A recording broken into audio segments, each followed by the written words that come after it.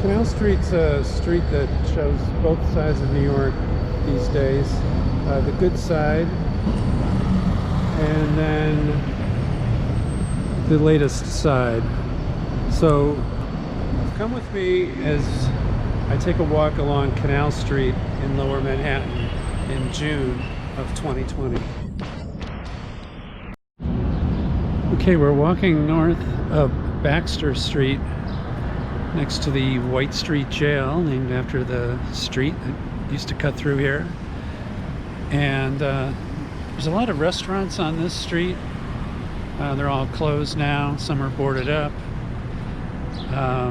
Different Asian restaurants, not just Chinese, Vietnamese, Thai. And then there's Forlini's restaurant, which is a famous Italian restaurant, but it's closed also.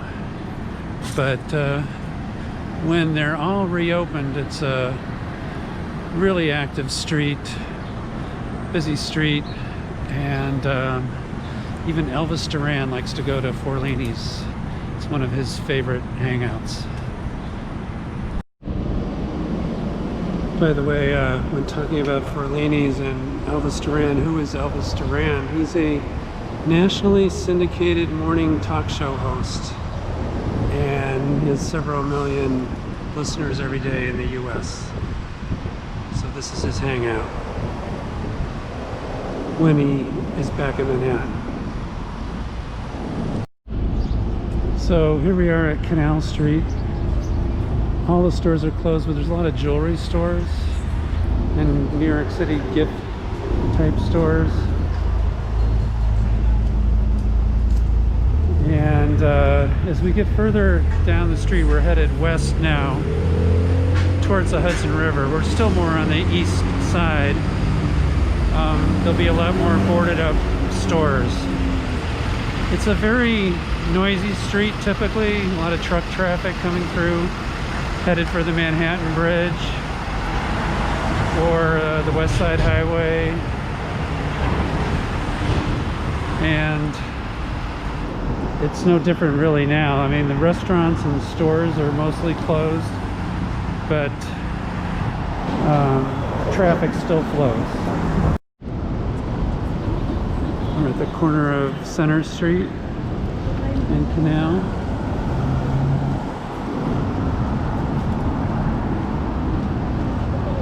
Looking south towards Lower Manhattan, you see the Municipal Building and the apartment building designed by Frank Gehry.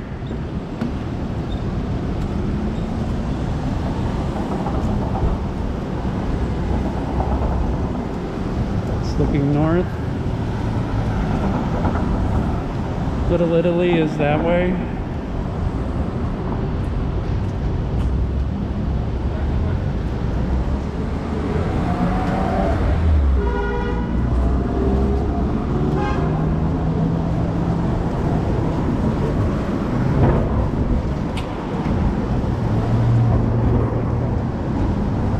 Canal Street's another one of those streets that's accessible by multiple subway lines. And here's a few of them.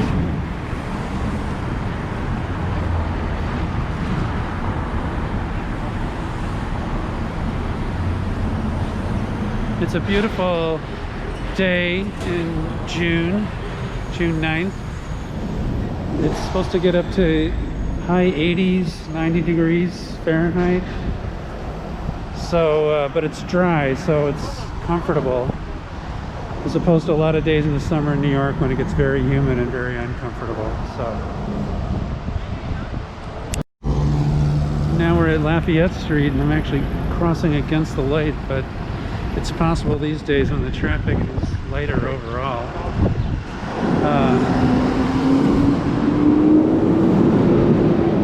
So when I drive to work, I come from New Jersey, and I cut across Manhattan on Canal Street, headed for Brooklyn. And I come down Canal, and I'm not a big fan of Canal Street. but it's the most direct route, fastest route, even if there is a lot of traffic. But I have to say I've been in shock each week that I come through here, especially lately, to see so much of it boarded up. And so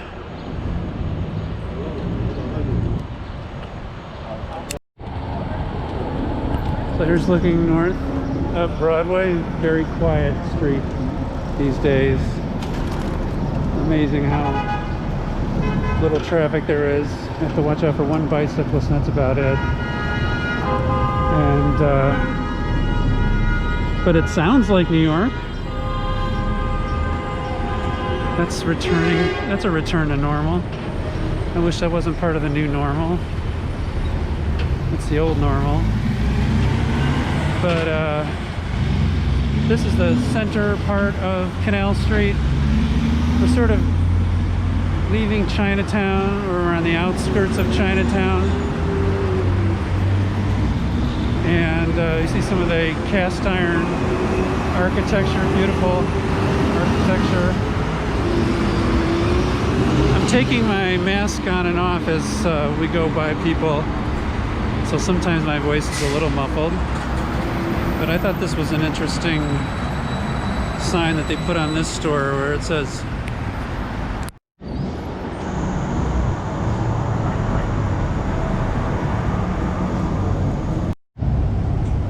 But I thought this was an interesting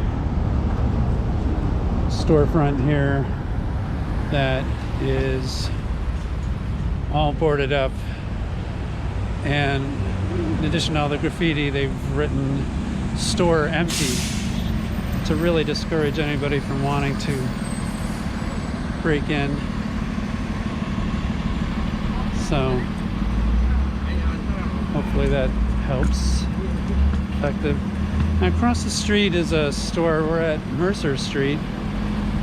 It's a neon light store, and I actually want to go to this store at some point. Maybe they're open, maybe they're reopened, I don't know. They used to be completely boarded up, but looks like they're coming back to life a little bit, just like a lot of New York. Anyway, it'd be a cool place to... Neon lighting is really hard to... You don't just see it at Home Depot. You have to go to a store like this. And I have some ideas for my house. Alright, so we'll continue walking down Canal Street west, and I'm going to take you to this... Well, I'll wait till I get there to show you it, but it's kind of a sobering thing to see.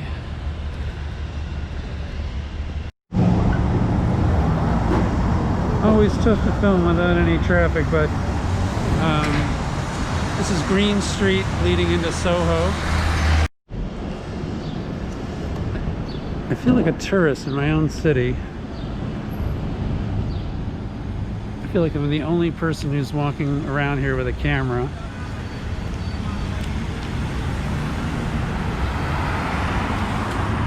But since I really don't go to Canal Street that often, I am like a tourist here. I saw some, I don't know if you saw it in the distance, I did see some guys out selling the knockoff bags, but there's not much business on the street.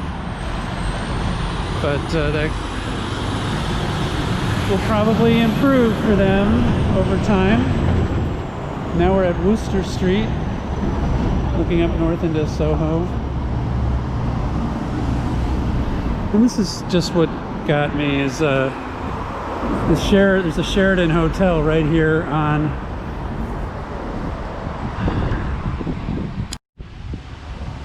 this is a Sheraton hotel right on Canal Street. So I guess it's a great location. It's kind of a busy street to look out on. I don't know what they charge. That's all subject to change these days. But there's a few hotels here. We're technically in Tribeca, because Tribeca stands for Triangle Below Canal.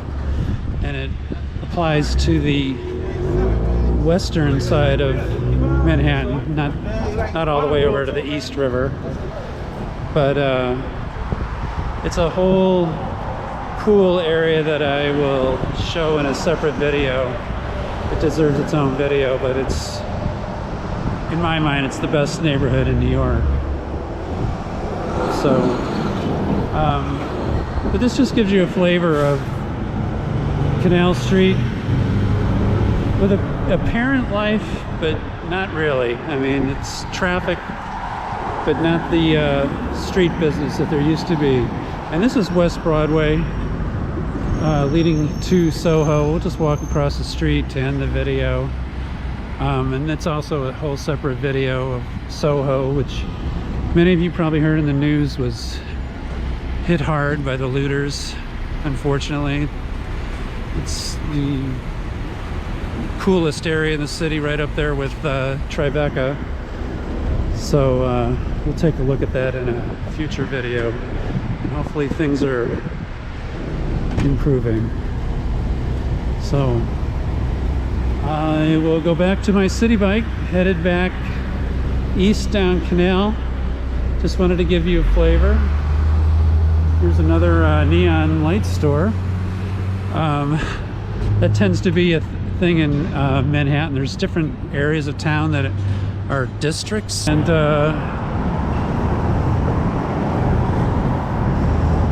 so all the different kinds of stores that sell the same thing are all in the same 1 or 2 block area. So you'll have a flower district, a lighting district. You'll have all the Brazilian restaurants on 1 block. You'll have there used to be like a little India where there's 1 or 2 blocks in the East Village that were just Indian restaurants. I'll see if that's still a thing. There used to be a place where you could actually get Indian food for very inexpensive prices. But Canal Street would be the fake Rolex watch street district of Manhattan. Anyway, thanks for joining me. See you in the next video. I know a lot of tourists, if you want to get a tattoo to have a keepsake from your New York visit, here's a place, Sacred Tattoo, just north of Canal Street on Broadway. One thing I feel I better add is, in New York, it's impossible, I've never seen it, that you can get a ticket for crossing the street when it says don't walk. You just have to use your best judgment. Nobody's going to ticket you for that.